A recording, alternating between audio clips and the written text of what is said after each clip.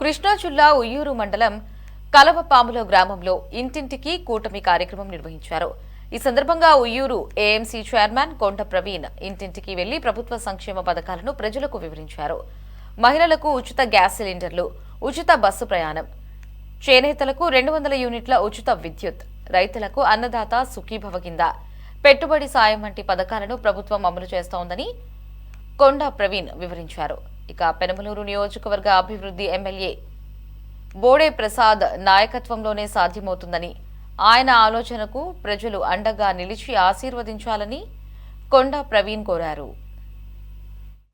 పెంచుతా ఉన్న పెన్షన్ని ఈ రోజున వితంతులకు కానీ, పెద్దలు అవ్వాతాతలకు కానీ, వికలాంగులకు కానీ 4000.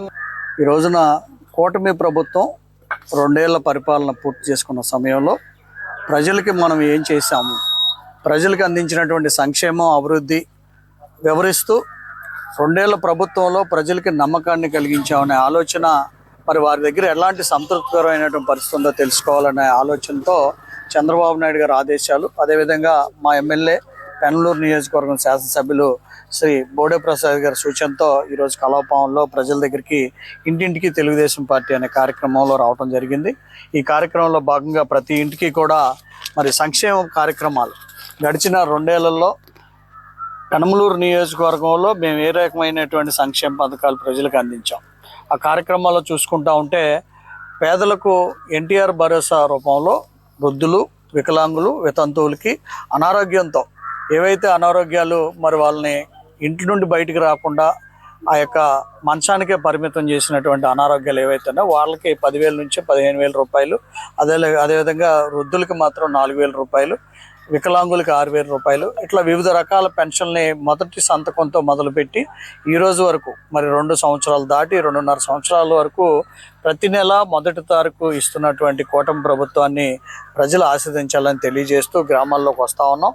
అదేవిధంగా మరి ప్రజలు ఎవరైతే మహిళలు వంటింట్లో మరి వంట చేసుకునే విధంగా వారికి దాదాపుగా గ్యాస్ బండల్ని ఏటా 3 గ్యాస్ బండ్లు ఉచితంగా ఇస్తూ ఉన్నాం. మరి ప్రతిరోజు కూడా బస్సు ప్రయాణం చేసే విధంగా, ఉచితంగా చేసే విధంగా మహిళలకి ఫ్రీ బస్సు కార్యక్రమాన్ని తీసుకోవడం జరిగింది. అలాగే ఈ యొక్క గ్రామాల్లో ఉన్నటువంటి ప్రతి కోడల్లో కూడా మనం వాళ్ళ యొక్క గ్రామ ప్రజల యొక్క ఆలోచనల మేరకు గడిచిన ప్రభుత్వంలో ఏవైతే గుంటలమయంగా ఉన్నటువంటి రహదారులు ఉన్నాయో ఆ రహదారులన్నింటినీ కూడా నూతనీకరణం చేయటం, కొత్త రోడ్లతో పాటు కొన్ని రోడ్లని బాగు చేసి మరమ్మతులు చేసి ప్రజలకి ఒక చక్కటి ప్రయాణ సౌకర్యాలను ఏర్పాటు చేసామన్న సంతృప్తి కూటమి ప్రభుత్వం 2 ఏళ్లలో చేయగలిగింది. చంద్రబాబు నాయుడు గారి నాయకత్వం